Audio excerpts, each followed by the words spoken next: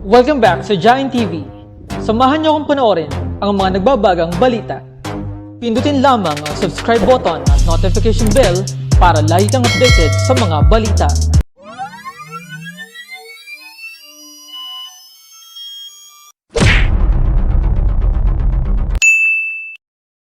Kinalampag ni Anak Kalusugan Party List Congressman Mike Defensor ang Department of Health o DOH at ang Food and Drug Administration o FDA na gumawa ng mga pag-aaral pa hinggil sa ivermectin na pinaniniwalaan niya at ng iba pang mga kongresista na umano'y makakatulong sa paggaling ng mga COVID-19 patients. Ginawa ito ni Defensor sa panayam ng Bombo Radio matapos na umani ng iba't ibang reaksyon sa social media ang kanyang Facebook post kung saan sinasabi niyang maaaring makipag-ugnayan sa kanyang tanggapan ang mga nagnanais na gumamit ng ivermectin kahit pa ayon sa DOH at FDA ay wala pang sapat na katibayan na nakakapagsabi na ito ay makakatulong sa paggaling ng mga tinamaan ng COVID-19. Ayon kay Defensor, dapat ay maging patas naman daw ang DOH at ang FDA sa pagtingin sa ivermectin at sa isang Chinese herbal medicine na Lian Hua King Wen na umano'y nakakatulong din sa pag-recover ng COVID-19 patients pero wala pang sapat na katibayan na nagsasabi o sumusuporta rito. Pero ang punto ko, sana naman din tayo, gawan natin ng payagan din natin na magkaroon ng choice ang tao dahil hindi naman ito nakakasama. Isipin mo nga yung Linwa, kabago-bagong gamot, pinayagan nila. Hindi pa natin alam. Ako, ininom ko rin yan for 7 days. Pero itong Linwa, hindi naman sinasabi na kung anong magiging epekto nito karoon, kung anong naging epekto. Kasi bago wala tayong prueba tungkol dito. Itong isa, 40 years, ayaw nilang payagan. Yan naman yung pinupunto ko. Naninindigan naman ang kongresista na hindi iligal ang pagtutulak niya ng anti-parasitic drug na ivermectin kontra COVID-19. Kinukuha kasi niya ang mga ito mula sa isang legal compounding laboratory at iyong mga mabibigyan nito ay dapat daw na may maipakitang prescription mula sa isang doktor. Ayon pa kay Defensor, gumamit din siya ng ivermectin nang siya ay nagpositibo sa COVID-19. Sa katunayan, mayroon din aniyang ilang mga mambabatas na gumagamit na rin ng mga ito. Hindi lang sa kamara, pati mga doktor, madami stake, mga general, mga abogado, ang dami kong lista na nangingi at mga kasama natin sa Hinahib kasi nga kayo mismo nasa field at marami kayong mga na exposure, no? At marami din siguro mga kamag-anakan na may sakit. So, naman dyan yan, no? At hindi ko naman pinipilit. Sabi ko nga lang, kung kailangan niyo ng access, tutulungan ko kayo para magkaroon ng access advocate. Nauna nang sinabi ng DOH at FDA na sisilipin nila ang napabalitang pamamahagi ni Defensor ng ivermectin. Sinabi rin nila na base sa 6 na trials na isinagawa ng mga reviewers mula sa Philippine COVID-19 Living Clinical Practice Guidelines ay lumalabas na hindi naman nabawasan ang posibilidad na mamatay ang isang COVID-19 patient kapag umiinom ng ivermectin. Gayon din ang posibilidad na mabawasan ang duration ng kanilang pananatili sa ospital. Magugunita na maging ang World Health Organization ay tumutol din sa paggamit ng ivermectin bilang possible treatment sa COVID-19. Magkakaiba ang pananaw ng ilang mambabata sa nais na special session para maipasa ang Bayanihan 3 na hindi natapos bago ang Lenten break nitong nakalipas na buwan. Para kay Senate Minority Leader Franklin Drilon, napapanahon ang pagpasa ng panibagong batas na maglalaan ng tulong para sa mga naapektuhan ng COVID-19 pandemic, lalo na sa mga lugar na nasa ilalim ng Enhanced Community Quarantine. Wala namang problema para kay Senate President Vicente Tito Soto III ang anumang espesyal na sesyon kung ito talaga ang kinakailangan para mapunan ang pangangailangan ng pamahalaan sa pagtugon sa COVID-19. Pero sa pananaw ni Senator Panfilo Ping Lacson, kung ang mismong budget department nang umaamin na wala rin namang mailalang pondo para sa ayuda, hindi na kailangan pang magpatawag ng panibagong special session. Kailangan din muna anya na pag-isipan kung kakayanin pa ang panibagong pag-utang na naman sa mga ibang mga bansa, pati na sa ibang mga institusyon na mapagkukunan ng ipanglalaan para sa mga proyekto ng pamahalaan. Mahalaga rin na masabi ng maaga kung anong ayuda ang kinakailangan at nais ng pamahalaan upang hindi na magdulot pa ng kalituhan at panibagong mahaba na naman na debate sa panig ng mga mambabatas.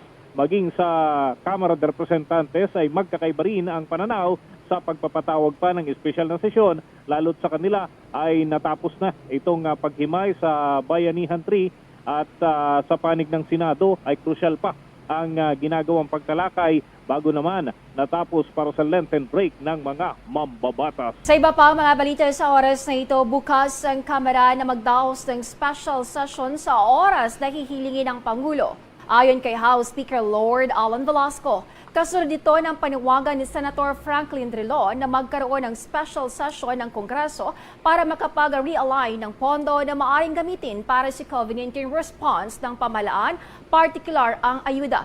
Ayon kay Velasco, kung magpatawag man ng special session ang Malacanang o kaya'y sertipikahan bilang urgent ang economic stimulus bills, ay nakahanda silang tumalima dito. Sa ngayon, ayon sa Marinduque Sol, ang Mayanihan na 3 at Kalintulad na panukala ay nakasalang na sa Committees on Economic Affairs at Social Services.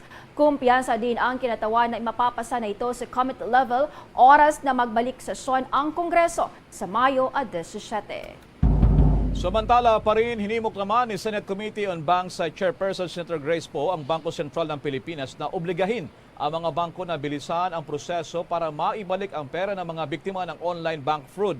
Ayon sa Senadora, kailangan agapan ng lumalaking bilang pa rin ang pandaraya sa mga may transaksyon sa bangko at iba pang financial institutions. Sa isang online na group, 150 ang umaming naging biktima sila ng iba't ibang modus electronic banking at iba pang kahalintulad na aktibidad. Umaabot din sa 7.5 million pesos ang nakuha sa panloloko, ngunit hindi naman kaagad na ibabalik kahit ng malalaking mga bangko. Ito rin umano ang dahilan kaya marami ang hindi lang nagrereklamo dahilan sa tagal ng pagproseso para may sauli ang perang ninakaw sa magitan ng online transactions. Isa pang sektor na madalas daw mabiktima ng mga itong panloloko, ang mga OFW na nagpapadala naman sa kanilang mahal sa buhay sa pamagitan pa rin ng online transactions. Yan o ang kanyang plano. So ang plano niya ay magbigay po ng ivermectin sa kanyang lungsod kung saan siya nakatira. Okay, ang kanya pong tanggapan daw ay maglulunsad ng isang programa na kung saan ang ating mga kababayan sa lungsod ng Quezon ay magkakaroon ng access sa gamot na ivermectin. Dahil ho dyan, meron iba't ibang bumatikos. Pero sino ka ba para magbigay? Ikaw ba'y doktor? Yan na. Ikaw ba'y Mercury Drug Store? O kaya Watson? May mga pilosopo na ho. Ayan na, naglabasa na ho. At dito ka magugulat. Ang daming doktor na kumontra. Mamaya ipapaliwanag kung bakit. Papanoorin natin yan. Dito lang yan. Exclusive! May paganyan-ganyan pa. Exclusive! Kahit 3 network naman yung naglabas. Roya Pana, maraming salamat po, palakpakan.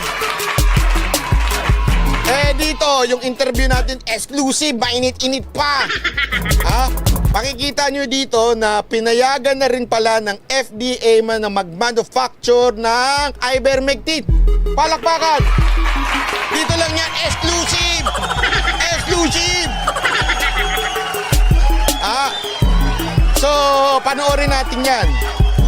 Dito sa ating vlog. Pero bago ho yan, nung nilabas ni Kong Mike ito yan, ganyan. Alam nyo ho, ang ABS-CBN naglabas kaagad ng fake news. Yung fake news. Ito ang sinabi, Defensor giving away veterinary drug ivermectin to COVID-19 patient. Defensor said office will prioritize distribution of veterinary drug which is used against worm infestation and parasites in animal. Malinaw. Okay? Malinaw ho na sinabi ng ABS-CBN na si Kong Mike daw mamimigay ng ivermectin o nagamot para sa mga animal. Dalawa lang ho yan. Sobrang bitter ng ABS-CBN dahil alam naman natin na si Kong Mike ang isa sa mga naging susi kaya hindi ho nabigyan ng franchise ang kanilang network. Or number 2, sadyang tanga lang ang ABS-CBN. Bakit? Hindi ho nila talaga naintindihan ng ivermectin. So alin doon sa dalawa na yon? Kasi ang ivermectin ay merong tinatawag na animal grade at human grade. Ano ibig sabihin nun? May pangkabayo, may pang-animal, at merong pang-tao. Ang ipamimigay ni Congressman Mike Defensor ay pang-tao. Pero malinaw dito sa ABS-CBN, sinabi niya, giving away veterinary drug. Ano ibig sabihin ng veterinary drug? Kayo na mag-explain. Okay? Alam nyo na ibig sabihin niya, pang-animal. Yun daw ipamimigay ni Mike Defensor. So, pek na pek yan. Peking-peki yan. Okay, Bag Vlog, salamat po. Ha? So, ito, panoorin natin yung interview nitong isang pulpul na vlogger. Itong pulpul na vlogger na ito, panayang epal eh. Ma-epal din ito eh. Ha? Nakakabuwis ito. One time, babanatan ko ito. Animal to, kala mo galing-galingan tong hayop na animal na ito. Hindot din tong si nag-i-interview kay Kong Mike eh. Tingnan natin ha. Sino ba yan? Ito na. Ayun, magandang araw po sa inyo. Tingnan mo, sabi ko sa inyo, animal yan eh. Ano ba? Gaya-gaya ka pa ng damit ko. Ano to? Akala mo cute ka porket ginaya mo yung damit ko. Wag ganun, nag-iipal-ipalan ka na naman eh. Boss Banat Bayat, ngayong araw na ito, syempre pag-uusapan pa rin natin ng napaka-controversial pero napaka-effective naman, ang ivermectin. So, ngayong araw na ito, kanina lumabas lang na may balita na kayo daw, Kong Mike, ay mamimigay ng ivermectin.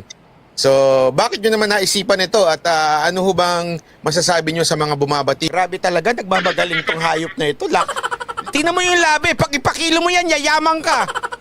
Grabe yung labi nitong banatbay na ito. Because na bakit daw kayo namimigay, doktor po ba kayo?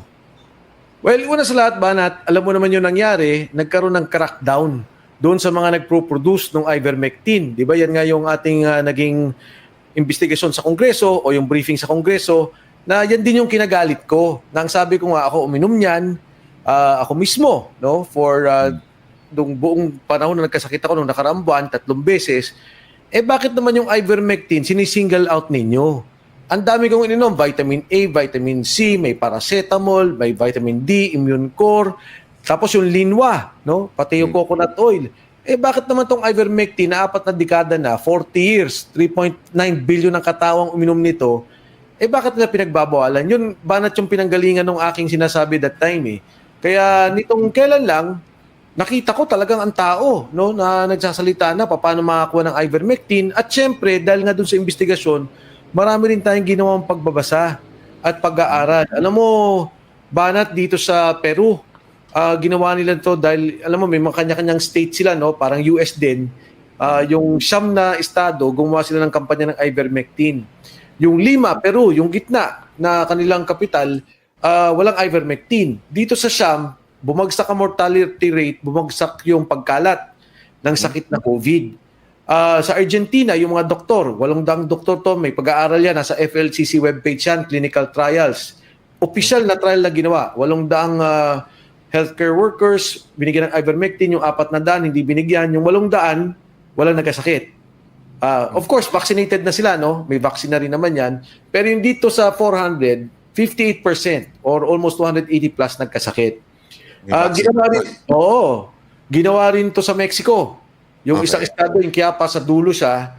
Kasi tuloy-tuloy itong mga ibang bansa ay ibang estado ng Mexico, ayaw nila ng ivermectin. Yung Ministry of Health din doon pinagbabawalan. So ginawa niya, nagkaroon siya ng deworming campaign. Para panlaban sa bulate. Kasi yun naman ang sinasabing gamit sa ivermectin. Grabe yung labi nitong hayop na banatbay na ito. Sa lugar niya, parang lahat, no, dale-diretso ang pagtaas, ang dami nang namatay, daan-daan. Sa lugar niya, 4 lang ang namatay at talagang mababa ang pagkalat ng ivermectin. Ito naman po mga kwentong to, ay mismo nasa trial po yan. Tapos kailan lang, nakakatuwa tong kwentong to yung isang Yale professor, oncologist, yung sa sakit ng Sandali.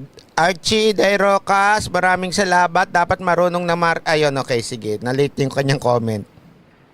cancer at siya rin ay head ng laboratory sa Yale, kumampi siya at sinabi niya na tama yung ivermectin. Kasi ang nangyari sa kanya, yung tatay niya, Italiano siya, mamamatay na sa Italy. Di ba noong araw, nakita natin yung paglaki ng problema sa Italy, umuwi siya. Wala na, hindi na niya nakita. Alam niya, mamamatay na yung tatay niya. Pininom ng ivermectin, nag-survive. So mula doon, although may mga iba siyang may mga kontra siya doon sa ibang aspeto ng ivermectin na sinasabi niya, ganito yung effect.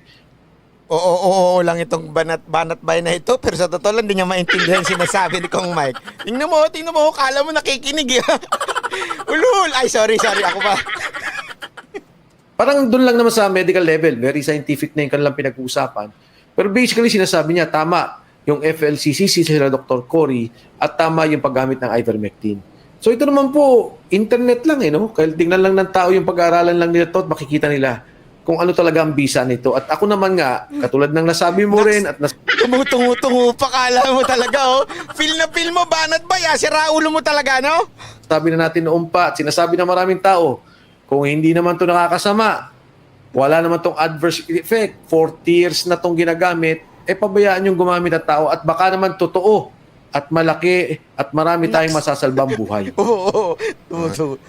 Kong Mike, in your own personal knowledge, bakit po ba itong ivermectin merong sabihin na natin preventive or makakatulong sa COVID? Ano ho bang meron dito sa ivermectin? Baka kasi siniisip ng iba baka naman agi-agimat lang yan. Ano ba yan? Bakit bang meron? Ano bang meron dyan sa ivermectin? Anong agimat? Ano ito? Si Dr. Kwak-Kwak lang? Pambira ka naman, mga banat mo talaga, banat bay, wala ka sa hulog. Anong agimat? Loko-loko ka rin, no? Ang isang bagay na sinasabi nila at maging sa Australia, sinabi na nila, establish na nila na ito yung nagagamit, nilabanan nito yung SARS, yung parang COVID din po na pinanggalingan natin itong ilang taong nakaraan, yung SARS sa Hong Kong, sa China. Kasi parang sinasabi niya, basically on a scientific level, na number one, pinapatay nito yung proteinang pwedeng kapitan ng virus. At number two, sinasabi niya, hindi siya makapag-replicate. Pero again, alam mo ba na ang hirap magsalita sa mga kababayan natin dahil nga, hindi naman ako doktor No, hindi naman tayo doktor. Pero sino ba nakikipaglaban dito sa ivermectin para gamitin sa Pilipinas? Mga doktor. Sino ba umiinom ng ivermectin sa ngayon? Mga doktor. Kasi po maraming mga doktor, humingi po sa akin, humingi doon sa mga kaibigan ng doktor. Siyempre, kailangan din po nilang proteksyon Kahit na nakavaccine na sila, ayaw nilang mahawa. At sino ba nakikipaglaban sa sa buong mundo? Almost almost 290 plus scientists. Mamaya mapapakita ko sa iyo yung datos. Ang nagsasama-sama para sabihin na totoo to at dapat ito. Kaya lang naman ang sinasabi lang, hindi pa established. Ang taray nitong banat bay, nakataas ang kilay. Ano yan? Ano yung pataas-taas ka pa ng kilay? Kala mo nakikinig ka? Ganon? Kala mo kit ka niyo sa pataas-taas mo ng kilay? Kailangan pa nating ayusin. Oo, totoo yun. Pero kung ito sana'y nakakasama at ikamamatay ng isang tao o magkakaroon siya ng brain damage o talaga may side effect na hindi maganda, ako mismo magsasabi, teka lang huwag nating inumin yan. One of the safest drugs in the world at nanalo na po ito ng Nobel Peace Prize yung mga gumawa nito dahil nga maraming natulungan na magamot sa river blindness at yung mga parasitiko sa katawan. Ito Kong Mike, actually ako kahit mismo... Anong oo? Di mo ba naintindihan Oo ka lang ng oo, gago. Ay, sorry. Sorry, sira ulo kasi itong banat ba na ito? Sira ang ulo Ni-research mo, sa Amerika, aprobado ito. Ibig sabihin, pwede itong i-prescribe ng mga doktor sa Amerika. Although, sinasabi naman nila, hindi for COVID. Okay? Pero ang point na doon, kung ito ay piniprescribe ng mga sa Amerika, ibig sabihin, ito ay safe. Kung piniprescribe na ito. Okay? Yes. So yun naman ang tingin ko dito. Kung sabi nyo nga, kung safe naman, bakit hindi i-try? Malay natin bumaba. Sandali bago baka mamaya sabihin niyo nagpe-fake news itong banat bay. Kakilala ko ito, hindi naman nagpe-fake news yan, ha? Yung mga taga-Amerika nga dyan, pakisabi nga kung totoo yung sinasabi ni Banat Bay na nagpe-prescribe daw naman sa Amerika. Kasi baka mamaya, binubula lang tayo nitong Banat Bay na ito Daming alam Alam mo, galing-galingan ha? Pasok. Ang COVID nito, di ba? Actually sa Amerika, Bana, tama yung binanggit mo, doon lang sa binanggit mo, pinapayagan to para sa COVID. Off-label. Yung sinasabi lang off-label. Para kasing kuminsan, may sakit kang katulad nga, kunyari lang, may sakit ka sa ulcer, ganyan. At may nakita silang gamot na pwedeng makatulong sa iyong pangangatawan. Pwede lang i-prescribe yun habang ganun yung pinapayagan sa Amerika. Dito, pinagbawalan ng ating mga doktor.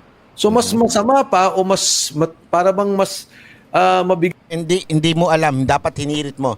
Kasi yung mga doktor sa atin mas matatalino pa kaysa sa Amerika. Tingnan mo si Dr. Kwak-Kwak. Ang talino, grabe. Oh, di ba? Yung sitwasyon natin dito para sa ating mga doktor, dahil DOH came out with a statement, at papakita ko rin yan sa'yo, na sinasabi niya, wag mong i-prescribe. Pero yung sabi ko, safe naman pala. Bakit nyo pinahihirapan ng inyong mga sarili? Bakit tayo nagdidebate? Ganun ba ang sitwasyon natin na para bang ganun ba katakot ang Big Pharma? Ganun ba katakot yung mga nakipaglaban sa mga gamot na mahal? Na pagka ito'y gamot na mabisa o makakatulong, natatakot kayo? Anong masama? Kung talaga nakakatulong to, di ba? Diyan din naman nagsimula ang penicillin, diyan din naman nagsimula ang aspirin. Pabayaan natin. Hindi naman to alam mo ba? Tapos hindi mo pa hinirit. Pati Yakapsul, dito rin nagsimula yan eh. Pinayagan nga yan, kahit nga bed ka, pwede. Pag na-stress ka, pagka kailangan ng Yakapsul, di ba? O, pinapayagan nga ng mga doktor yan. Biro lang ha, baka sabihin nyo, fake news ako katulad ng Dr. Kwak-Kwak ha. Pasok. Balat sa studies nila, sa ivermectin at saka aspirin, mas marami pang adverse effects. Mas marami pang naapektuhan ng aspirin kaysa sa ivermectin. Uminom ako, nung isang araw, uminom ulit ako. May mga kaibigan ako, umiinom ngayon, mga doktor, mga general, na umiinom ngayon. Ngayon lang, dun sa UP, yung thread namin, ng mga kaibigan ko sa pamantasan ng Pilipinas, lahat doon, nagsasabi, pengi kami. Alam mo, marami din doon doktor, marami nagsasalta. Pero nagtanong sa akin, pwede ba kaming makahingi? Sabi ko, pwede ho naman, pero limitado yung supply. O sabi ko, magpalista kayo. Halos lahat sila nagpamilista eh. Hindi ko ho yan pinipilit. Kung ayaw po, walang problema. Pero doon sa gusto at doon po sa pananaw nila ay makakagaling ang kanilang sarili o ang kanilang mahal sa buhay, meron pong access, huwag kayong maglala. Ngayon ba na tumataas na presyo nito nagugulat ako. Pero yan po talaga dapat mura lang. Ako, libre. Hindi ko binibenta. So kayo, Kong, ngayon, medyo, di ba, may nilabas kayo, latest, mamimigay kayo dyan sa Quezon City, di ba? Yes. Ang tanong dito ng ibang, yung sinabatikos ng ibang tao dito, lalo na meron ako isang doktor na kilala, binatikos kayo. Parang kilala ko yung doktor na yan. Ang pangalan ba niyan? Ethyl alcohol? Yung ethyl alcohol ba yan? Ano ba ang pangalan niyan, doktor na sinasabi mo? Banat ba? Diretsuhin mo na kasi. Dahil yung pasligoy-ligoy eh. Talagang, doktor ba daw kayo at bakit kayo namimigay? Doktor ba daw kayo, bakit kayo nagpe-prescribe? Ano ho masasabi niyo ho dito? Totoo po yun, hindi po ako doktor, pero naintindihan ko po ang issue ng ivermectin at naintindihan ko rin po yung batas. Ang pagbibigay po namin ay nakabatay sa isang compounding laboratory na fully prescribed ng isang doktor. So, on the legal basis, nandyan po yan. They can look at it, gusto nila, i-demanda nila ako, ganyan po yan. Number one. Number two, pagdating po sa ivermectin, isa lang ho tanong ko sa kanila, kahit sinong doktor, tanongin, yan po ba ay may masamang epekto? Yun lang ang tanong ko, may masama po bang epekto yan based on WHO at FDA? Meron ako nakakita ng doktor. Meron pong masamang epekto ang ivermectin. Mamaya ho, papakita ko sa inyo, kayong mga nanonood. Ipo-point out ko kung ano yung masamang epekto ng ivermectin. Mamaya ho, makinig kayo, tapusin nyo ito. Mamaya malaman nyo yan. Nilabas niya yung isang artikulo. Bias itong host na ito, bias eh. Mamaya meron ng masamang epekto yung ivermectin. Papakita ko ho. Binasa ko. Nako. Alam nyo, hindi ho tayo doktor, pero nakakaintindi tayo ng English. Ang sinasabi po doon, pag ikaw ay merong ganitong sakit, yung river blindness at saka yung LOA, isa pang sakit pa ho yun, na grabe na yung sakit mo at uminom ka, yun ang pwede ka maepektuhan. Wala naman po tayong ganyan eh. And nakalagay pa doon sa report na kanyang ipinublish, kanyang inattach, very and likely rare ang sakit po na yon. Number one. So, kung safe po to, ang tanong ko sa doktor, bakit nyo pinagbabawalan? Ba't kayo nagagalit? Ang sabi po nila sa akin, yung iba nagsasabi, ba't di mo ipaglaban yung vaccine? Pinaglalaban ko ang vaccine. Pinaglalaban ni Banat Bay ang vaccine. Lahat tayo pinaglalaban natin yan. Pero wala po sa aming kamay yan eh. Hindi ko kasi nakikinig yung mga ulol na yun eh. Na pinaglalaban natin yung vaccine. Akala nila kung ano-ano lang eh. Makabatikos. Di ba? Kung minsan may problema po tayo, namimili tayo sa ibang bansa, ibang manufacturers, may logistics, ano. So we already said our piece. Pero ito pong sinasabi kong may pagtulong para lang itong vitamin C. Namimigay ka ng vitamin C, ba't kayo nagagalit?